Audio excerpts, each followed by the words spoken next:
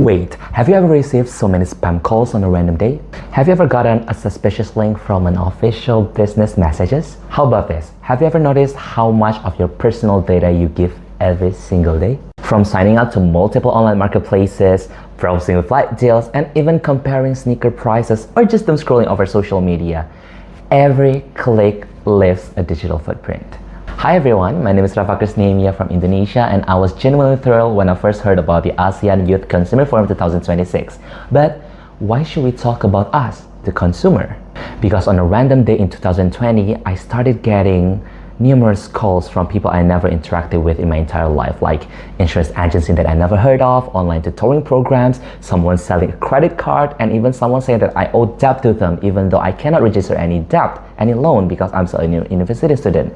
But yet, they managed to get my profile and my phone number. That's when it really hit me.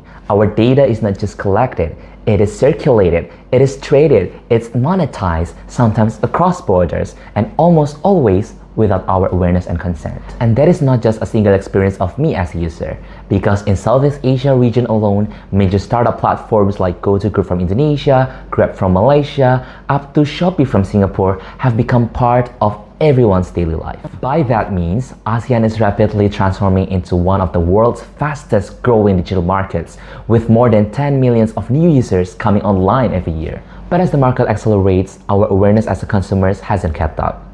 Many young people don't realize that they do have their own rights over their own personal data.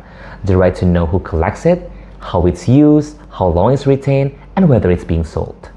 At the regional level, ASEAN has begun discussing digital standards and consumer protection, but without the clear goals of binding mechanism or even a shared regulatory institutions, progress often slow or even stops at proposal, guidelines, or even a voluntary cooperation, therefore leaving consumers alone again in a rapidly integrated and vulnerable digital market.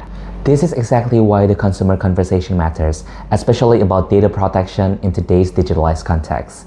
The digital economy is not only about convenience and innovation no more, it is also about fairness, transparency, and even legality. And as the largest internet-using demographic in ASEAN, youth should not just participate in this market as a buyer alone, but we also should help shape the role that govern it. Because at the end of the day, whether we're shopping, studying, commuting, or simply scrolling through social media, we are consumers, and consumers must have rights. Protecting those rights and strengthening consumer protection in this digital age is not just timely, it is necessary for the future of our increasingly integrated region. So, as a consumer, let's act now. Thank you.